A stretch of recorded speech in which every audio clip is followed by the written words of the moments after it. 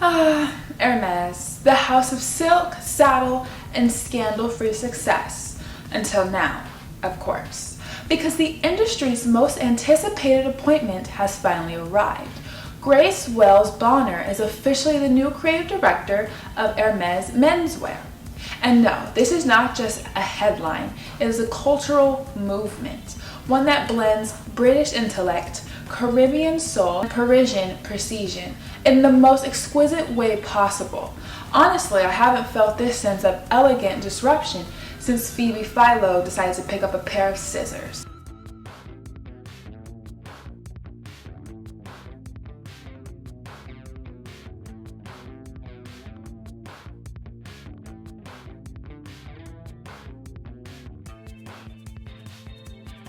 Let's start with the facts, because even the gossip needs context.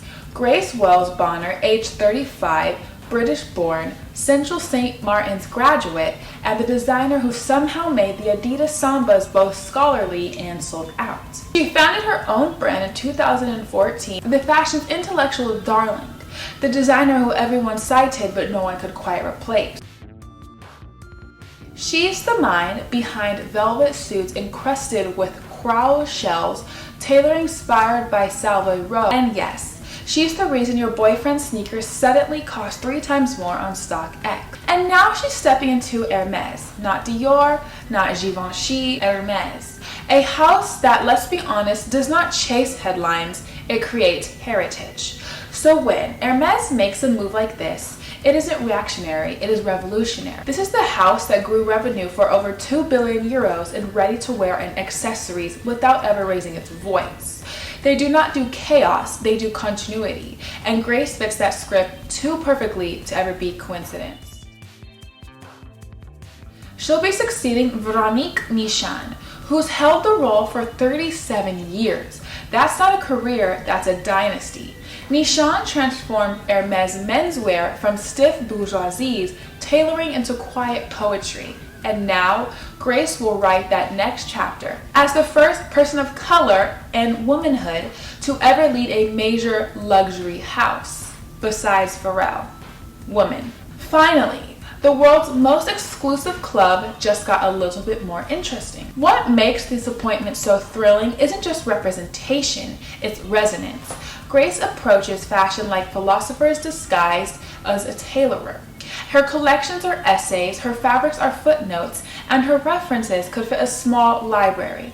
She cited everyone from Haile Selassie to Jean-Michel Basquiat. Somehow, it always feels effortless, never academic for the sake of it. In other words, she's bringing brains to the Birkin crowd, and I, for one, am living for it. She had an extraordinary year. Her Met Gala moments, opulent velvet, cowrie shells, West African symbolism wasn't just red carpet fashion, it was narration.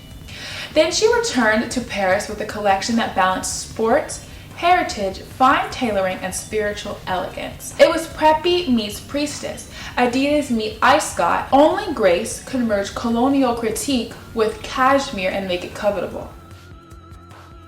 What makes her perfect for Hermès is that she doesn't perform a luxury, she contemplates it. Hermès has always been about touch, texture, and time. The slowness of a stitch, the silence of craftsmanship. Grace understands that rhythm instinctively. Her work has always explored hybridity. Between Jamaica and England, masculine and feminine, modern and ancestral, and now she's bringing that same duality to the ultimate house of duality, the one that sells saddles and scarves in the same reverence. I can already imagine it. Whisper soft leathers meeting spiritual tailoring, blazers lined with history, trousers that read like poetry, the kind of menswear that does not shout luxury, it hums it. And of course, it'll make everyone else's menswear look like positively pedestrian. The industry's response has been anomalous. Finally, even Vogue runway Sarah Maurer could not resist reminding everyone that it's frankly a disgrace it took this long. And she's right. For years, Grace's name was whispered in every boardroom from Paris to Milan. And now, finally, Hermès had the good sense to say, why whisper when you can announce? But beyond the headlines, there's something genuinely moving about this moment. Because fashion isn't just about fabric, it's about who gets to shape it. Grace Wells Bonner has always treated design as dialogue between cultures, histories, and generations, and that dialogue is finally being amplified on the biggest stage possible.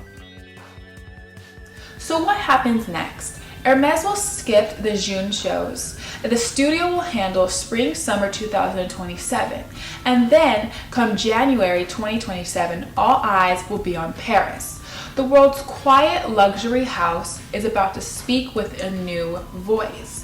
One that's poetic, powerful, and unapologetically brilliant. And let's be honest, when Grace walks out for that final bow, the applause will just not be for her, it will be what she represents. Intellect is elegance, identity is artistry, and power done quietly. As for the rest of the industry, well, they might want to start taking notes, preferably on Hermès stationery. Subscribe, my beautiful brats, because I'll be here to break down every stitch, every show, and every shift in the golden era of fashion. You know you could never get enough, as I am the one leading the new revolution in fashion. It was sincerely written in style, Mrs.October, aka the princess of fashion, aka the face of fashion, and aka the sole reason why there's an H in fashion. Haley Henderson.